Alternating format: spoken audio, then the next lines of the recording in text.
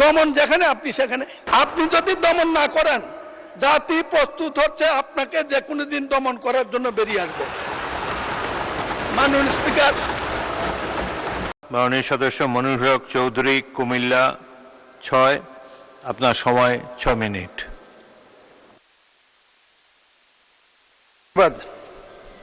বিসমিল্লাহির রহমানির রহিম। আমি বিরোধী দলের নেতাকে কৃতজ্ঞতা ধন্যবাদ জানাই। এমন একটি সুন্দর, অতি প্রয়োজনীয়, রাজনীতি বিবর্জিত, জনগণের স্বার্থে, অর্থনীতির স্বার্থে, দেশের স্বার্থে একটি আলোচ্যসূচি সংসদে এনেছেন। মাননীয় স্পিকার, আমি বহুদিন যাবৎ সংসদ সদস্য। সংসদ এখন এই দেশের মানুষের প্রাণকেন্দ্র। এই একটি কারণেই সংসদ চলাকালীন গ্রামের মানুষ পর্যন্ত টেলিভিশনের দিকে তাকিয়ে থাকে। প্রসঙ্গটি অত্যাধিক গুরুত্বপূর্ণ। এর একটি ইতিহাস আছে। ম্যানপাওয়ার এক্সপোর্ট শুরু হয় শহীদ জিয়া যখন দেশের রাষ্ট্রপতি। ইরাক কুয়েত যুদ্ধের সময় আল-কুদসের সদস্য হিসেবে শহীদ জিয়া যখন মধ্যপ্রাচ্যের মধ্যস্থতা নিয়োজিত, সৌদি আরব, মিশর, তার চেয়ে যখন শহীদ জিয়া জনপ্রিয়, সেই যুগে শহীদ জিয়া সৌদি আরব থেকে মধ্যপ্রাচ্যে এই শ্রমশক্তি রপ্তানির ব্যবস্থা করেন, মন্ত্রণালয় করেন। শ্রম মন্ত্রণালয় ছিল।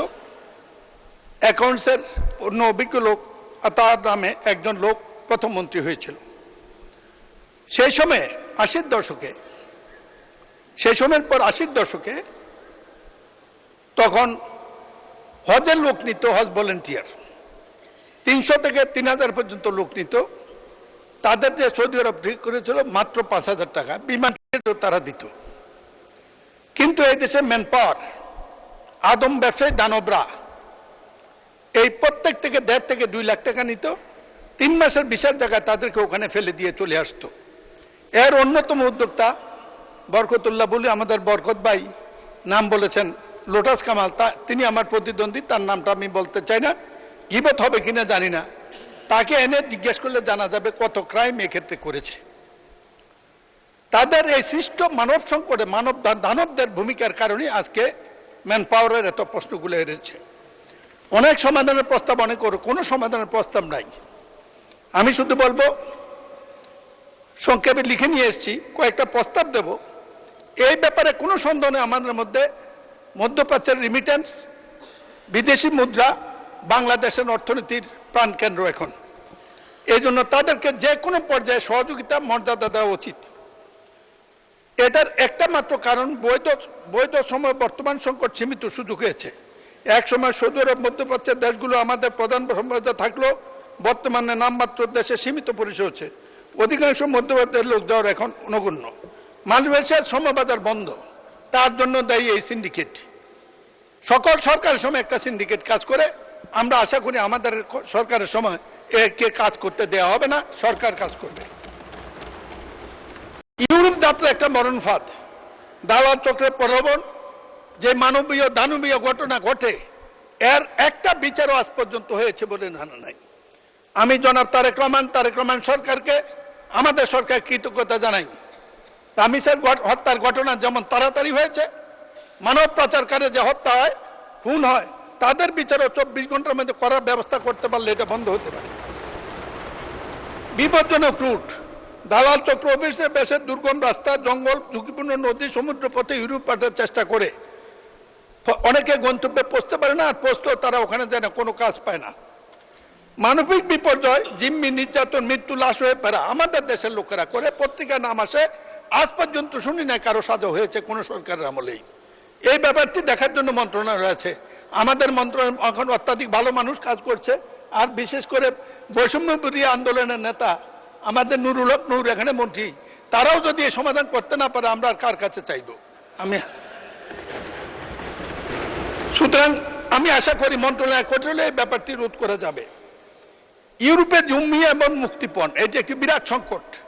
এটার জন্য আমাদের রাষ্ট্রদূতগুলা, রাষ্ট্রাচারগুলা কি জন্য থাকে আমি আজ পর্যন্ত এটা জানি না। মাননীয় স্পিকার, কেউ কোনোদিন আমাদের লোকের বিপদের পাশে দাঁড়িয়েছে এই গল্প আমি কোনোদিন শুনি নাই। বৈধ এজেন্সি এটা ইচ্ছা করলে নিয়ন্ত্রণ করতে পারে, কিন্তু করবে না, কারণ এদের টাকার এত দৌরত্ব। যে কোনো জায়গায় টাকা যায়, একমাত্র জামাত ইসলামের কেউ কোনো টাকা নিয়েছে বলে শুনি নেই আমরা। এইটাই জন্য বললাম হাততালি দেওয়ার কিছু নেই, কেউ বাদ নাই।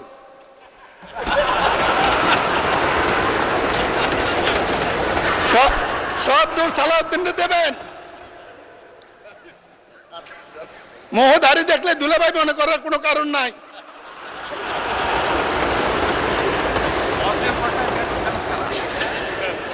হজে মেলা টাকা নাই, কারা পটায়? সব পারে, শুধু আমি বিশ্বাস করি স্পিকার ব্যাপারগুলা সমস্যাগুলো বক্তৃতার কিছু নেই, জানে সবাই। একটা মন্ত্রণালয় করছে, ডিজি অফিস করছে, বিরাট বিরাট বিল্ডিং করেছে, কিন্তু রিমিটেন্স যোদ্ধারা সাহায্য পায় কত পার্সেন্ট, এটা একটু হিসাব হওয়া উচিত। স্বরাষ্ট্রমন্ত্রী আমাদের, আপনি এইটাও তদন্তের আওতায় নিতে পারেন। বাদ তো কিছু দেন নাই, এটা একটু ধরেন।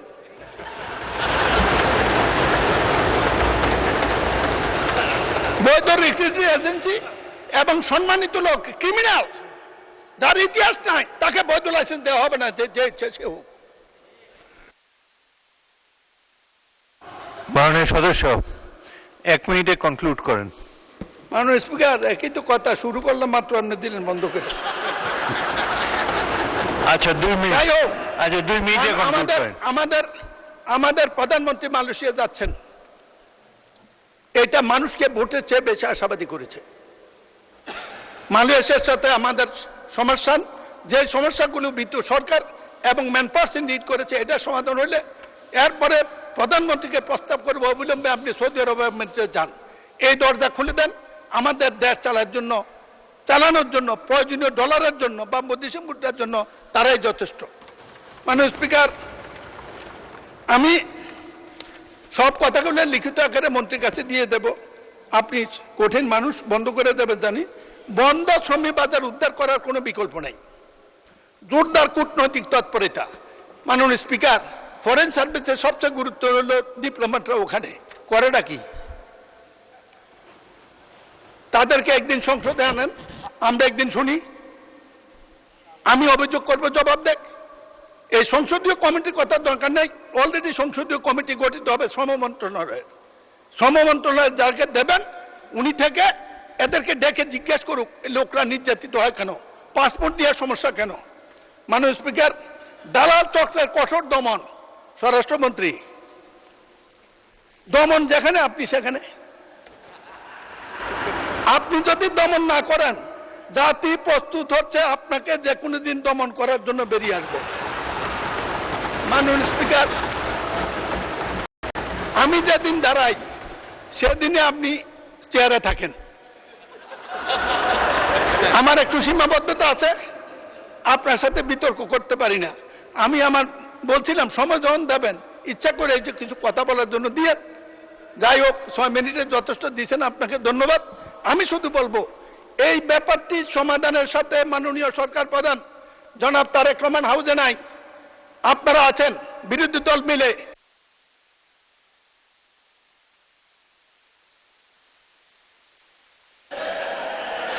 আর 1 মিনিট।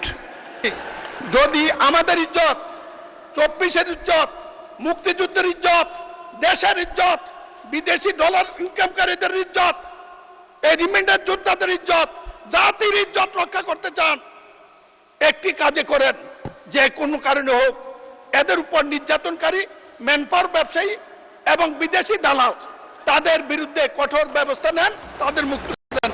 ধন্যবাদ মাননীয় স্পিকার।